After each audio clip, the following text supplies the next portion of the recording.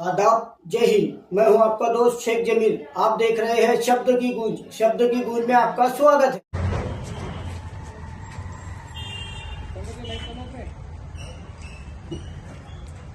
17/2/2026 रोजी माननीय नांदुरा ठाणेदार साहेब यांना महाराष्ट्राचे आराध्य दैवत शिवाजी महाराज यांची प्रतिमा भेट देऊन एक निवेदन देण्यात आले। निवेदनाचा विषय माननीय ठाणेदार साहेब यांच्या मार्फत जिल्हा पोलीस अधीक्षक साहेब यांना एक निवेदन देण्यात आले। निवेदनाचा विषय आहे की नांदुरा शहरात दिनांक 19/2/2025 व मार्च महिन्यात शिवजयंती निमित्त निघणाऱ्या निवडणुकीत कायदा व्यवस्था अबाधित राहण्यासाठी आवश्यक पोलीस बंदोबस्त व प्रतिबंधक उपाययोजना करण्याची विनंती आज विनंती अर्जाद्वारे करण्यात आलेली आहे।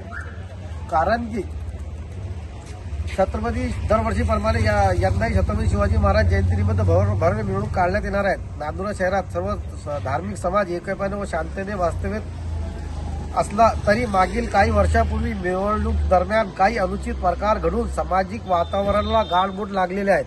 भविष्यात कोणी अनुचित अथवा अनुचित घटना घडू नये तसे हिंदू मुस्लिम सामाजिक ऐक्य शांतता कायदा सुव्यवस्था अभूत राहावी या उद्देशाने आम्ही नांदुरा शहराचे प्रतिष्ठित नागरिक व समाजवादी पार्टीच्या वतीने आज खालील पलवाने निवेदन माननीय ठाणेदार साहेब यांच्या मार्फत जिल्हा पोलीस अधीक्षक साहेब यांना दिलेला आहे। आमच्या खालील काम मागण्या आहे की शिवजयंती मिरवणुकीत मोठ्या प्रमाणात संवेदनशील ठिकाणी पुरेसा पोलीस बंदोबस्त ठेवण्यात यावा।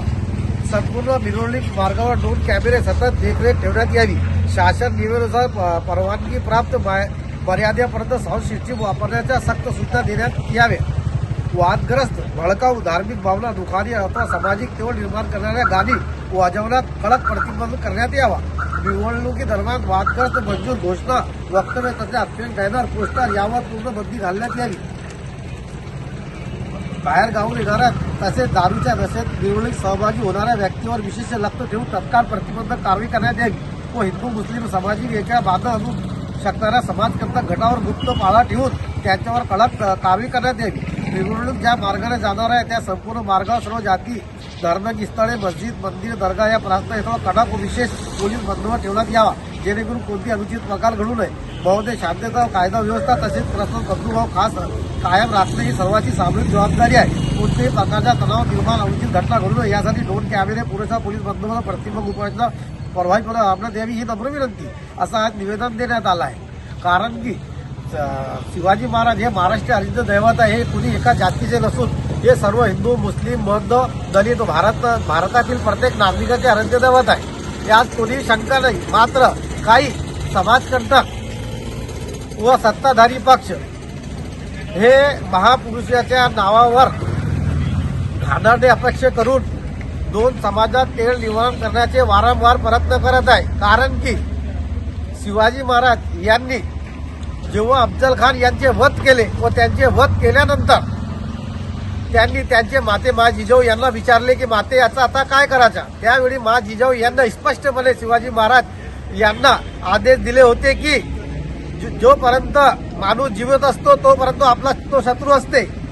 माणूस मेला त्याच्यासोबत शत्रुता खत्म होते। म्हणून अफजल खान यांना सन्मानपूर्वक मुस्लिम रीतिरिवाज प्रमाणे त्याची दफनविधी करण्यात यावी। म्हणून आता हा प्रश्न पडत आहे की काही असामाजिक तत्व वारंवार जे महापुरुष या जगातून गेलेले आहेत ते कोणतेही समाजाचे असो त्यांच्या विरोधात बोलून एका प्रकारे मा जिजाऊ यांच्या वक्तव्याचा व यांच्या आदेशाचा पालन करत नाही हे स्पष्ट दिसत आहे।